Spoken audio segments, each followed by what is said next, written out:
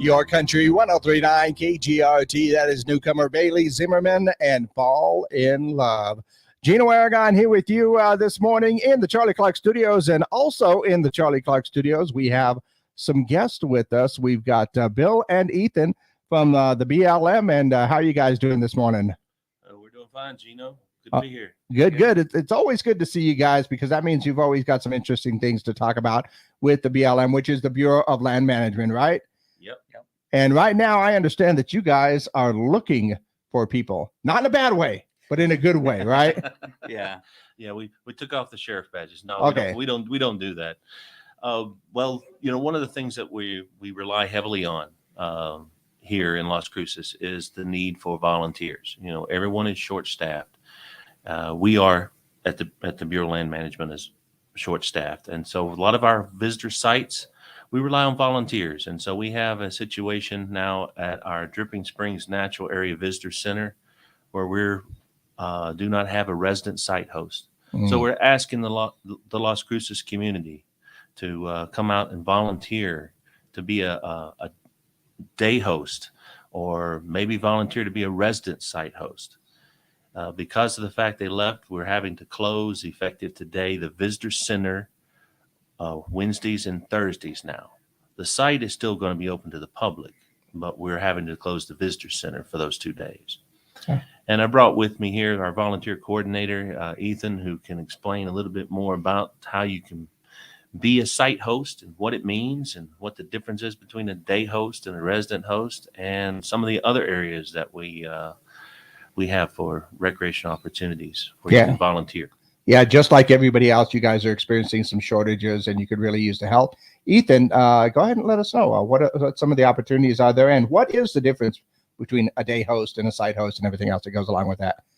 All right, Gino, we got lots of different opportunities out there for volunteers just in general. We got, of course, day hosts, site hosts, which Dripping Springs is pretty unique, as in it's the only place with day hosts, which I try and get locals to come in and spend at least, a half a day, at least once a week, to come in and run the visitor center, greet guests, kind of tell them about the trails and all that stuff. And to me, I want to bring in locals because they know the place. Their family's been around, and there's an attachment there, and they can share that with all our visitors. And we got people from around the world coming. Not only that, we have people from around the world volunteering with us. Now, the difference between a day host and a site host is the day host is running the visitor center, in these probably a 4-hour period, whereas a site host actually will go up there and live on location for 6 months up to a year, and then they're working at that location about half a week. So with that being said, right now we're having issues up there, so we can't actually house people. Our well's down. So what we're doing is we're kind of making do with what we got. And that's one of the reasons why we have such a shortage with our site hosts. Now, Dripping Springs is just one location. We have Dripping Springs on the other side of the mountain. We have Aguirre Springs, which is a camping area and everything, a recreation site. And that's just in our Oregon Mountain, Desert Peaks, wilderness area. Now, that's about 500,000 acres. Yeah, it's a big area. Yeah. Now, when you're talking about our district is 5.5 million acres within the Las Cruces district. Now, we have 2 other locations there. One is Lake Valley Historic Town Site, which is going to be just outside of Hatch, about a 30-minute drive.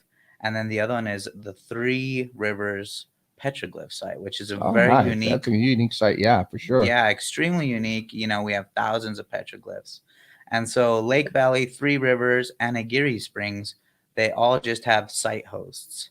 Now, it's going to be the same situation where you have people there for 6 months and up to a year, depending on how it all works out, And what we try and do is we try and schedule them at least 6 months into the future. So that way we know we have people coming in, because there's quite a bit of paperwork that goes, Well, government. That's all I'm going to say about that. Yeah. Yeah, absolutely. Yeah. Yeah.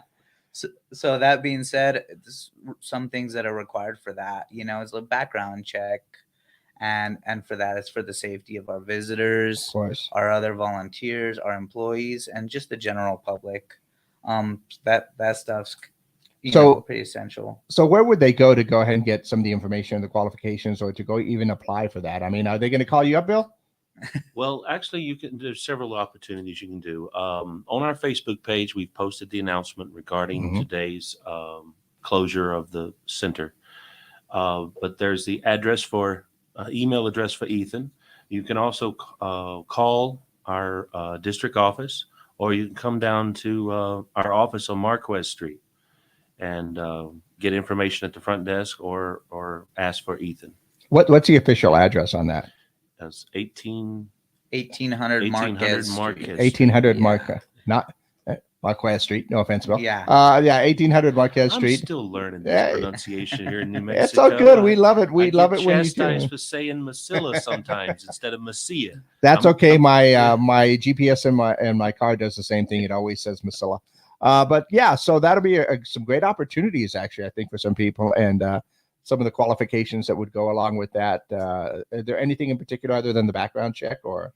No, not really. I like to do a little interview process to just get the best candidate. And another place you can go, even if you're interested in other places besides here in Cruces on our district, you could go to volunteer.gov, and they actually will fly positions all around the U.S., and it's Park Service, Forest Service, it's everybody. Now, those are some cool opportunities right there. Yeah, really amazing. So some great opportunities here locally between the 3 different sites that you have.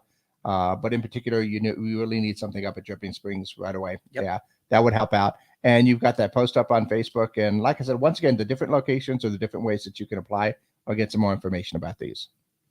That's correct. Yeah. Okay, good. So, so if you are interested in these positions, definitely check them out, because I know that the BLM could use some help with that. And it's a great opportunity to, maybe be a part of I don't want to say a government. No, I want to say be a part of the Bureau of Land Management, which does a lot for the nature places. And you guys run a lot of these the sites where you can go hiking and all this other stuff like that to take advantage of it. So it's a great opportunity to be a part of that organization type in a way that really gives a lot of things to do here in town. Because one of the things that frustrates me when people say we have nothing to do in town, you ain't looking at all the things that are out there and available to do, especially with you guys at the BLM. So once again, they're looking for some help. And if you are interested, definitely check out this great opportunity. Thanks for coming in, guys, letting us know. Hopefully we'll get someone out there soon. All right. Thanks, Gino. All right. Join Your Country 103.9 KG.